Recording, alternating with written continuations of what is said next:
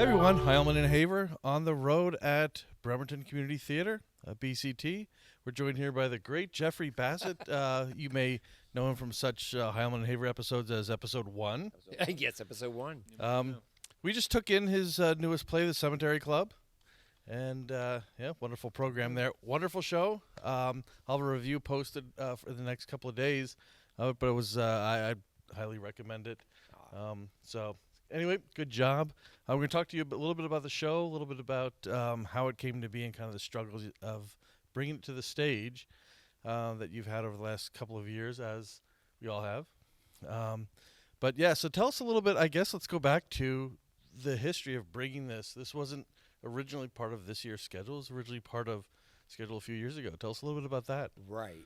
Actually, one of the actresses, thank you, hello. He's got to learn to hold a microphone, you'd expect. That's why I don't need one of these. One of the actresses who is in the play, Dorothy, had come up to me, knowing I direct, and said, you know, if you want to put something on that's really fun, you've got to see this play, The Cemetery Club. She had seen it somewhere and asked me if I would do it. So I read it, and I put in for it in 2019. And then the scourge hit in 2020, COVID, and the play was supposed to be in the 2020 June lead-off for the year. And we didn't do it because of that. And nobody knew what was going on with COVID. And 2 years later, they asked me if I would consider doing it for this year as a start-off play, because this is leading the year. Or actually, it's closing, I guess. Yeah, closing. I'm sorry, it was the end play. And I said, okay, fine. And so it was back on the schedule for the 2021-22 schedule. That wasn't the end of it, though, unfortunately. I don't want to. We had auditions, and we had 12, 14 women show up. So I knew I only have 4 women and 1 man for the play, and I knew I had it for the women. And one guy showed up, read so well. He had never read the play. He cold reading, great job. And I was like, we found our Sam. We've got this guy. And the next night he came back, because I asked him to come back for the second night of auditions. And I said, did you check the schedule and make sure that you looked at all conflicts? Oh, yeah, I only have one. And I said, what is it? He says, opening night. I said, what? He says, yeah, opening night. I can't do opening night. But you're the director. You can memorize this, which is a rather chunky part. He says, you can memorize this and you can go on for. I said, it doesn't work that way. Not going to happen. So I don't know. I sent up a prayer somewhere, and then all of a sudden, Jeff Stein showed up, and the funny thing was, he's Jewish. It's about a Jewish community, and I looked at his email, and it was a sign from God. It said Shalom Stein at, and I was like, oh my God, thank you. So I was like.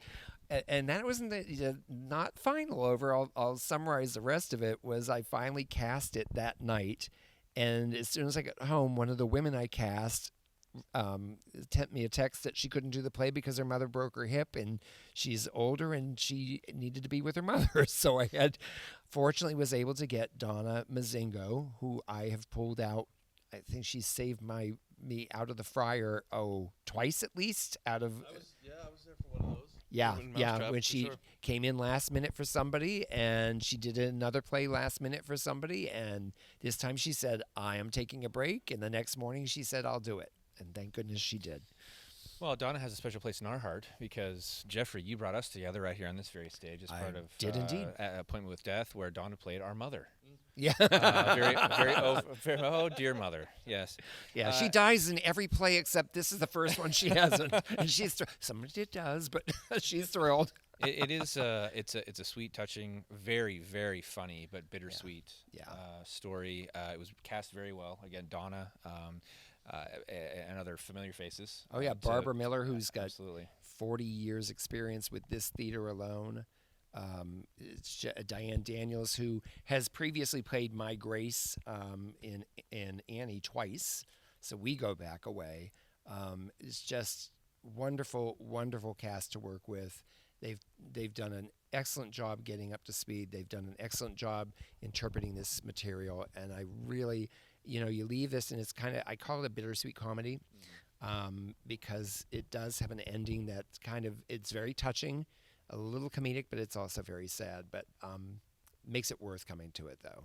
Yeah, I think to me the strongest part was, and it does come down to casting, is the natural delivery of the conversation.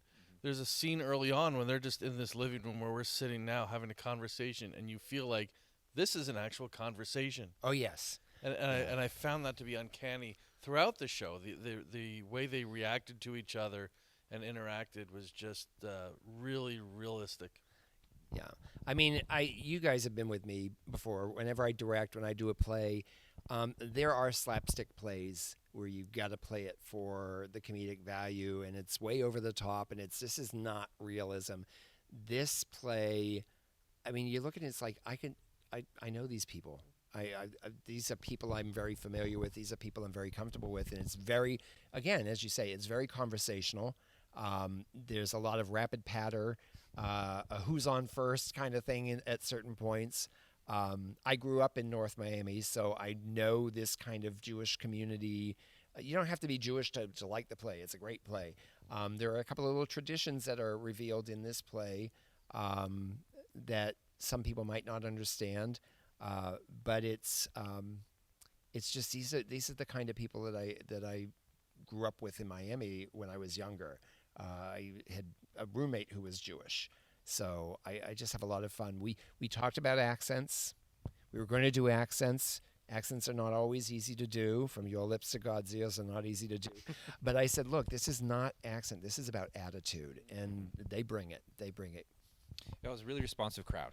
Great crowd, and all ages. You hear a title like Cemetery Club, you think a certain generation might be. Well, and we had some of those here, yes. For sure, yeah. But wait a minute, I'm in that generation. What am I saying?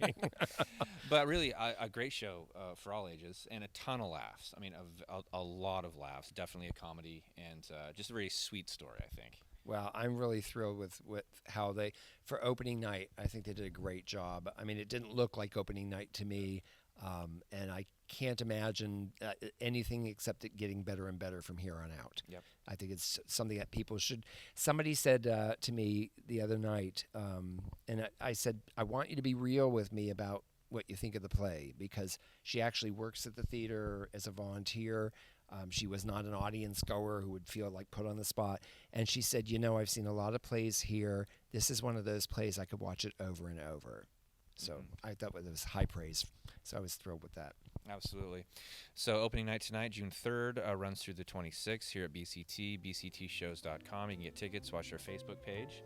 Jeffrey Bassett, as always, a pleasure. Thank you so much. Thank you both.